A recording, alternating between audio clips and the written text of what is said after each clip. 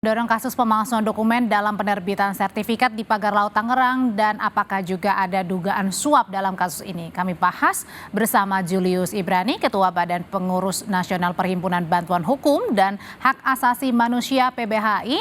Malam Bang Julius, bergabung juga ada ahli hukum pidana Universitas Islam Indonesia, Muzakir. Selamat malam Bang Muzakir. Selamat malam. Malam, Andre. Malam, Bang Muzakir. Selamat malam, Bapak Ilyas. Saya mau nanya ke Bang Julius dulu. Bang Julius, jadi dengan penetapan 4 tersangka, Kades Kohot Arsin dan Sekdesnya sudah ditetapkan tersangka, itu dalam kasus pemalsuan dokumen. Lantas berhenti sampai di sini aja nih, kasus pemasangan pagar laut Tangerang? Tentu tidak. Dari awal kami jelaskan, Audrey, bahwa pemeriksaan yang paling mudah itu pemeriksaan di bagian kulitnya saja, yaitu mekanisme administrasi dalam proses sertifikasi. Yang kami katakan di situ syarat dengan pemalsuan, lalu penggunaan KTP warga sebagai nomini dan segala macamnya. Sehingga kami lihat bahwa pasal 263, 264, 266 yang dikenakan ini baru di covernya saja, baru di kulitnya saja. Nah, kami juga melihat di sini bahwa ada pengenaan pasal 5 Undang-Undang 8 2010 tentang pencucian uang. Nah, ini bisa jadi pintu masuk. Karena yang diperiksa baru di depan saja siapa yang mengurus sertifikasi di muka, tapi belum sampai keseluruhannya, belum sampai pada nama-nama perusahaan yang tercantum di dalam sertifikat tersebut. Jadi saya pikir secara teori dan praktik tentu tidak akan berhenti di sini dan tidak boleh berhenti di sini. Itu yang pertama. Yang kedua, kami katakan berkali-kali, bahkan tadi kuasa hukum dari Kepala Desa Kohot sudah menjelaskan bahwa ada pihak ketiga di luar daripada para tersangka ini yang kemudian mendorong untuk penerbitan. Dalam pengalaman kami, proses-proses sertifikasi, legalisasi dengan mekanisme pemerintahan seperti ini, apabila dilakukan secara cepat dalam jumlah yang sangat luar biasa, apalagi ini terkait dengan tanah, melebihi ratusan angkanya gitu ya, tentu ini ada modus di belakangnya. Dan yang sering digunakan modusnya adalah suap. Dan indikator paling mudah, Audrey, adalah kita lihat jumlah harta kekayaan Kades Kohot yang begitu melimpah ruah yang tidak sesuai dengan pendapatan resmi. Kalau gitu, itu indikasi paling mudah. Nah, untuk menelisik mulai dari hartanya Kades ini, kalau gitu Pak Muzakir tidak sulit dong untuk menelisik tadi ya, ada kendaraan-kendaraan mewah yang dimiliki seorang Kades, dari situ bermulanya atau dari mana sebenarnya? Ya, istilah bahasanya kalau itu dilakukan itu namanya adalah dari ujung ke hulu ya. Maksud saya begini, ini kan tanah yang menurut hukum memang tidak boleh dimiliki oleh siapapun karena itu adalah laut ya. Mengizinkan juga salah, apapun salah, apa yang dia kata melimpahkan, memberi izin semuanya itu salah. Artinya Kades dan perangkat Kades itu sudah ngerti bahwa perbuatan yang dilakukan itu adalah melanggar hukum ya. Semua yang terlibat adalah melanggar hukum. Setidak-tidaknya ini pertama dimulai dari melanggar hukum administrasi. Saya kira dari bawah sampai ke atas nanti itu dari Kades naik sampai donaturnya siapa yang bertanggung jawab itu semua harus mestinya masuk. Yang kedua, kalau dari penerbitan itu ternyata benar pimpinan pertanahan semuanya itu mengerti bahwa itu adalah tidak boleh, tapi membolehkan menerbitkan surat izin begitu, itu artinya apa? Dia menyalahgunakan wewenang. Dan penyalahgunaan ini wewenang jelas itu melakukan pelanggaran hukum. Nah pertanyaan tinggal geser sedikit tadi. Ya kalau itu terjadi seperti ini, harta kekayaannya tiba-tiba meningkat gitu. Ya tinggal panggil aja itu. Tadi sudah disebutkan kalau itu bagi TPPU, tinggal ngecek aja penaikan harta kekayaan itu sumbernya dari mana. Karena dia seorang Kades ya, diminta aja dia untuk menjelaskan harta kekayaan penambahan itu dari mana. Kalau itu tidak bisa membuktikan penambahan dari mana, asumsi dasarnya dia adalah telah melakukan penerimaan dana yang bersumber dari suap. Oke, Bang Julius. Ya, Bang Julius, dengan penerbitan sertifikat palsu yang akhirnya sudah menetapkan Kades dan Sekdesnya nih, ini sepertinya lebih yang mana sih memungkinkan kepada ada misalnya campur tangan Pemda misalnya, atau justru pihak lain dalam hal ini misalnya korporasi yang mendorong duluan nih, yang mana sebenarnya bisa terjadinya kasus pemalsuan ini?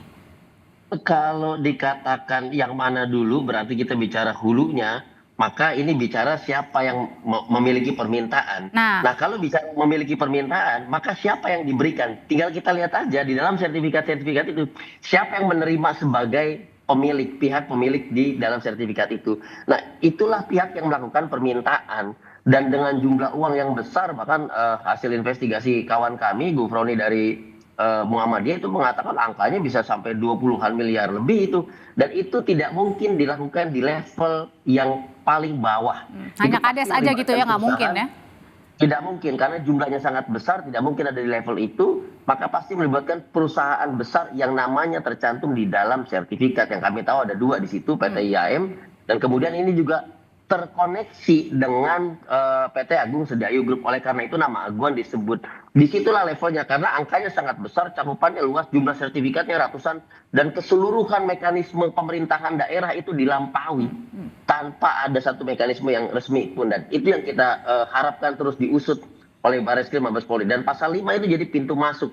Tidak mungkin ada uang yang diterima tanpa ada pihak yang memberikan. Dan karena uangnya jumlahnya besar, pasti pihaknya juga pihak yang besar, perusahaan besar, orang besar, begitu. Oke, tapi dengan orang besar yang Bang Julius katakan, Pak Muzakir jadi publik bertanya-tanya, beranikah begitu ya dari penyidik ini sampai memeriksa, misalnya sampai tadi ya kalau dikatakan ada beberapa nama, salah satunya dari pemilik Agung Sedayu gitu ya, akankah publik bertanya, akankah sampai ke sana pemeriksaannya? Ya keberanian. Begini, menarik pertanyaannya, saya ingin sampaikan begini.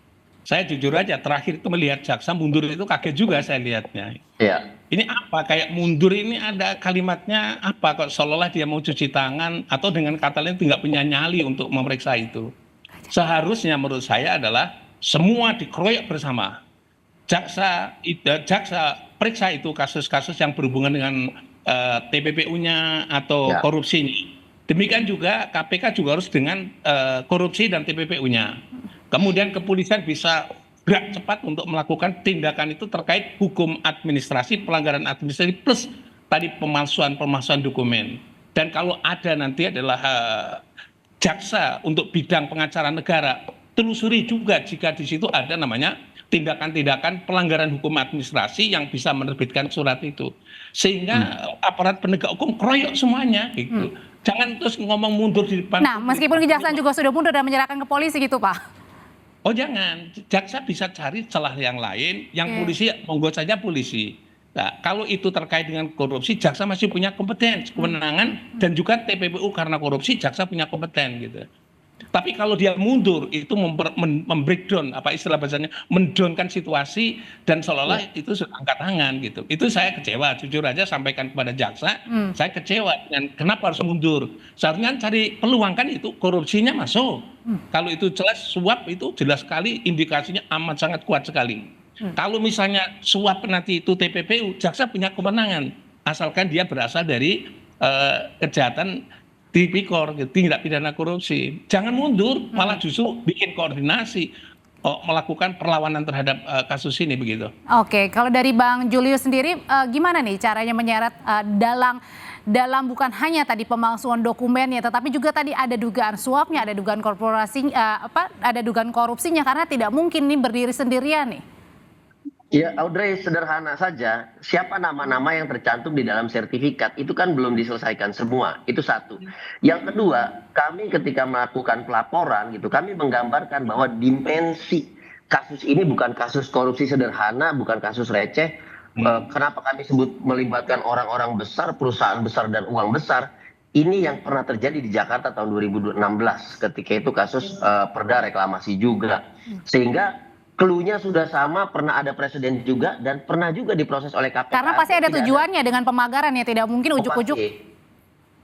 Pasti. Ini ada presiden dan saat itu semua diperiksa kok, masuk penjara semua, tidak ada barrier di situ. Itu yang pertama. Yang kedua adalah kami juga lihat bahwa ini kan konteksnya PSN, levelnya nasional, di mana menteri-menteri harus tanda tangan di situ.